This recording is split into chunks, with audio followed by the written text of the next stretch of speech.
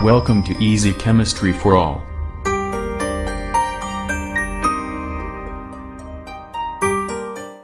अस्सलाम वालेकुम स्टूडेंट्स, आज का हमारा टॉपिक है स्पेक्ट्रम एंड इट्स टाइप्स।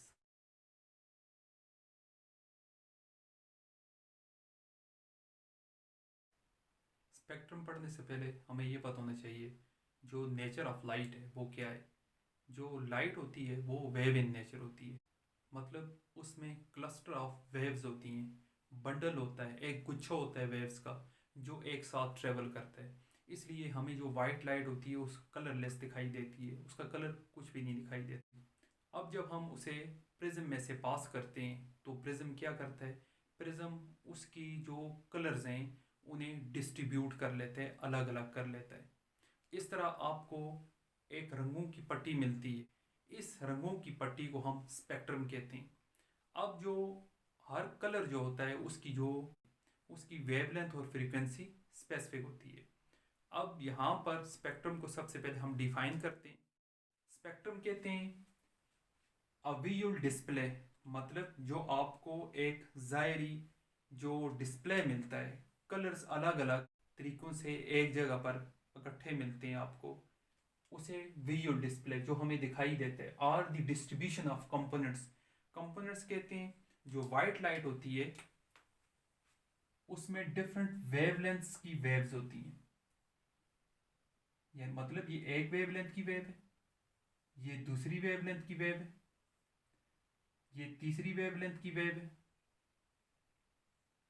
ये अलग अलग कंपोनेंट्स हैं, इसके डिफरेंट वेवलेंथ्स की जो वेव्स होती हैं वो कंपोनेंट्स होते हैं। तो उनकी जो डिस्ट्रीब्यूशन है, मतलब जब उसे हम प्रिज्म में से पास करेंगे उसके जो कंपोनेंट्स हैं, डिफरेंट वेवलेंथ्स की जो वेव्स हैं वो अलग अलग हो जाएंगी। Components of white light when it is pass through a prism, तो उस रंगों की पट्टी को जो हमें आगे दिखाई देती है उसे हम कहते हैं स्पेक्ट्रम। अब स्पेक्ट्रम जो है on the basis of its visibility, मतलब कुछ स्पेक्ट्रा ऐसे होते हैं जो हमें दिखाई देते हैं नेकेड आई से, और कुछ स्पेक्ट्रा ऐसे होते हैं जो हमें नेकेड आई से, आम आंख से दिखाई नहीं देते। जो हमें आम आंख से दिखाई देते हैं उन्हें हम विजुअल स्पेक्ट्रम कहते हैं, और जो हमें नेकेड आम आंख से दिखाई नहीं देते उन्हें हम इनविजिबल स्पेक्ट्रम कहते हैं। जो विजिबल स्पेक्ट्रम है उसमें आपके पास जो सनलाइट है और जो बल्ब की लाइट है वो आ जाते हैं। जो इनविजिबल स्पेक्ट्रा हैं उसमें आपके पास इंफ्रारेड आ जाती है, अल्ट्रावायलेट आ जाती है और एक्स रेज। ये हमें वेव्स दिखाई नहीं देती क्योंकि इनकी जो वेवलेंथ होती है वो बहुत कम होती है और फ्रीक्वेंसी बहुत ज़्यादा होती है। ये हम नेक्स्ट लेक्चर में हम पढ़ेंगे, फ्रीक्वेंसी और वेवलेंथ और वेव नंबर। अब स्पेक्ट्रम जिस इंस्ट्रूमेंट के साथ उसकी मेजरमेंट होती है, अब स्पेक्ट्रम की मेजरमेंट किस तरह होगी, मतलब उसमें डिफरेंट जो कंपोनेंट्स होते हैं उनकी जो फ्रीक्वेंसी और वेवलेंथ की जो हम मेजरमेंट करते हैं, जिस इंस्ट्रूमेंट के जरिए करते हैं उसे हम कहते हैं स्पेक्ट्रोमीटर। और इसकी स्टडी को स्पेक्ट्रा की, स्पेक्ट्रा प्लूरल है, स्पेक्ट्रम सिंगुलर है, स्पेक्ट्रा की स्टडी को हम स्पेक्ट्रोस्कोपी कहते हैं। अब जो स्पेक्ट्रोमीटर होता है वो हम यूज करते हैं इनविजिबल स्पेक्ट्रम के लिए। अब यहाँ पर जो डिफरेंट कंपोनेंट्स होते हैं, violet, indigo, blue, green, yellow, orange, red, इनकी जो वेवलेंथ होती है नैनोमीटर में, उनकी रेंज ये मैं आपको लिख कर बताता हूँ।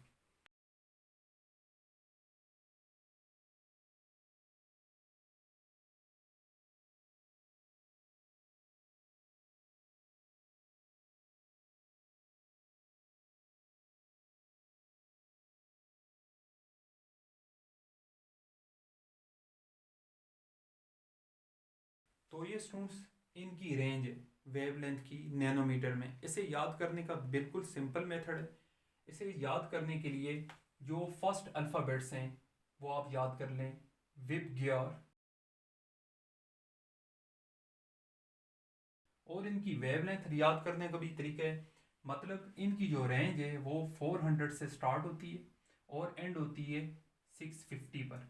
तो इनकी रेंज ये तो वो आपके पास रेंज है स्पेक्ट्रम की जो विजिबल है, मतलब जो हमें दिखाई देता है, और इनकी वेवलेंथ जो होती है वो बहुत ज़्यादा होती है। इसलिए हमें ये कलर्स भी दिखाई देते हैं जो हमारी आंख की, जो हमारी नेकेड आई की रेंज में होते हैं। हमारी नेकेड आई जो है उसकी एक स्पेसिफिक रेंज है जिसकी वजह से हमें ये कलर दिखाई देते हैं। और बाकी जो हैं, ये जो आपके पास इनविजिबल जो स्पेक्ट्रम मिलता है ये हमें दिखाई नहीं देता क्योंकि ये हमारी आंख की रेंज नहीं है। अब यहाँ पर ये स्टार्ट होते हैं radio waves, microwaves, infrared, ultraviolet, x rays और गैमा रेज। आपने इस सीक्वेंस के साथ इसे याद करना है। अब ये जो मैंने लाइन जो खींची हुई है नीचे की तरफ, मतलब ये जो विजिबल जो स्पेक्ट्रम है ये इंफ्रारेड और अल्ट्रावायलेट के बीच में आता है, मतलब एक छोटी सी पट्टी बनाता है।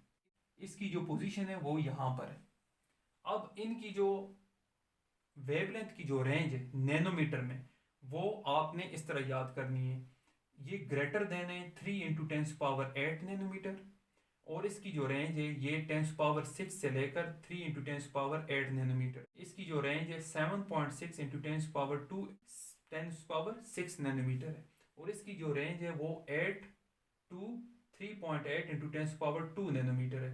एक्सरेज की जो रेंज है वो 6 × 10⁻³ to 8 नैनोमीटर है, और जो गैमा रेज हैं इसकी जो रेंज है वो लेस देन 6 × 10⁻³ नैनोमीटर है।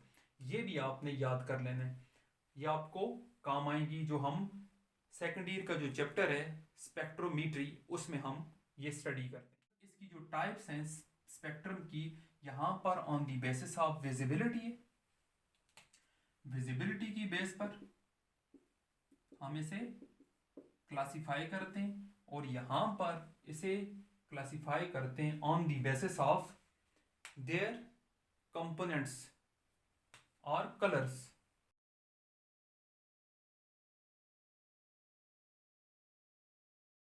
कॉन्टिन्यूस स्पेक्ट्रम वो होता है जिसमें जो आपको बैंड ऑफ डिफरेंट कलर्स मिलता है, उन हर कलर में आप बाउंड्री जो होती है वो क्लियर बाउंड्री नहीं पाई जाती, मतलब एक कलर दूसरे के अंदर मिक्स्ड फॉर्म में होता है। इसकी जो बेस्ट एग्जांपल है वो रेनबो है, मतलब कोसे कज़ा। कोसे कज़ा के जो कलर्स हैं, रंग हैं, वो आप अगर देखें तो आप किसी कलर में भी क्लियर बाउंड्री आपको दिखाई नहीं देगी, हर कलर दूसरे के अंदर मिक्स होगा।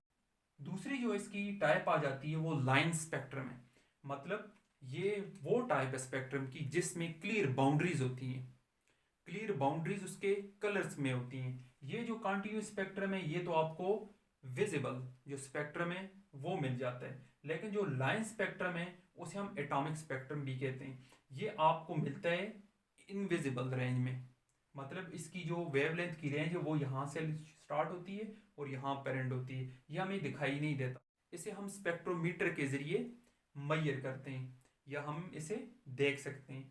तो लाइन स्पेक्ट्रम में क्या होता है, क्लियर बाउंड्रीज होती हैं, हर कलर बैंड जो होता है, एक पट्टी जो होती है कलर्स की, उसके दरमियान क्लियर बाउंड्री होती है।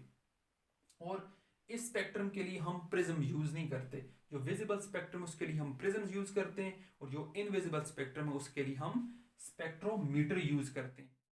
अब यहाँ पर लाइन स्पेक्ट्रम जो है जिसमें क्लियर बाउंड्रीज होती हैं बैंड ऑफ डिफरेंट कलर्स में, उसे भी सब कैटेगराइज किया जाता है, मतलब उसे मजीद 2 टाइप्स में डिवाइड करते हैं।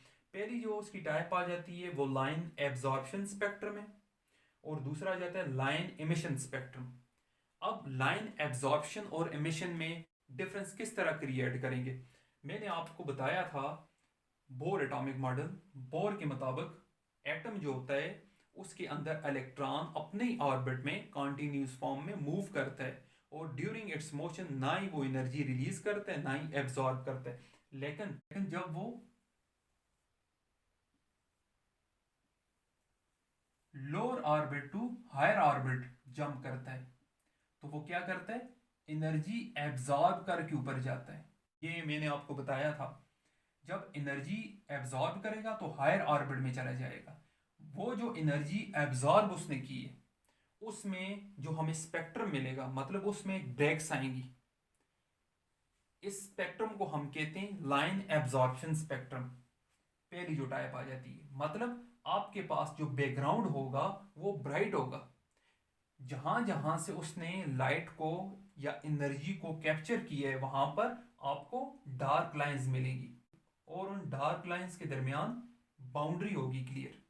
मतलब इसमें जो बैकग्राउंड होगा वो ब्राइट होगा, ब्राइट बैकग्राउंड होगा, और जो लाइंस मिलेगी वो डार्क मिलेगी। क्यों? क्योंकि वहां से इलेक्ट्रॉन ने एनर्जी एब्जॉर्ब कर ली, इसलिए ब्राइटनेस वहां से खत्म हो चुकी है। दूसरी जो टाइप आ जाती है line emission spectrum. Line emission, emission means emit करना, खारिज करना। जब इलेक्ट्रॉन इसी तरह higher orbit to lower orbit jump करता है तो जितनी अमाउंट में उसने एनर्जी एब्जॉर्ब की थी हायर ऑर्बिट पर जाने के लिए, उतनी अमाउंट ऑफ एनर्जी वो रिलीज करेगा। वो जो एनर्जी होगी वो लाइट की फॉर्म में होगी और उसकी वजह से जो स्पेक्ट्रम हमें मिलेगा वो लाइन एमिशन होगा। तो एमिशन का मतलब क्या है? इमिट करना, रिलीज करना, खारिज करना। जहां से वो एनर्जी रिलीज करेगा वहां से आपको ब्राइट लाइंस मिलेंगी और उसका जो बैकग्राउंड होगा वो डार्क होगा। अब यहां पर मैंने एक टर्म यूज की है, एटॉमिक स्पेक्ट्रम। ये डिफरेंस है किसका? कॉन्टिन्यूस स्पेक्ट्रम और लाइन स्पेक्ट्रम का। मतलब कॉन्टिन्यूस स्पेक्ट्रम में आपको मैटर जो चाहिए होता है स्पेक्ट्रम हासिल करने के लिए वो बल्क फॉर्म में चाहिए होता है, मतलब ज्यादा, जिसमें more than one atoms use होते हैं। लेकिन जो लाइन स्पेक्ट्रम है उसमें आपको एक एटम चाहिए होता है, मतलब जो स्पेक्ट्रम आपको मिलेगा वो एक एटम का मिलेगा। तो ये था स्टूडेंट्स आज का आपका टॉपिक। इसका आप स्क्रीनशॉट ले लें। तो इंशाल्लाह नेक्स्ट वीडियो के साथ नया टॉपिक लेकर फिर दोबारा हाजिर हूँगा। तब तक के लिए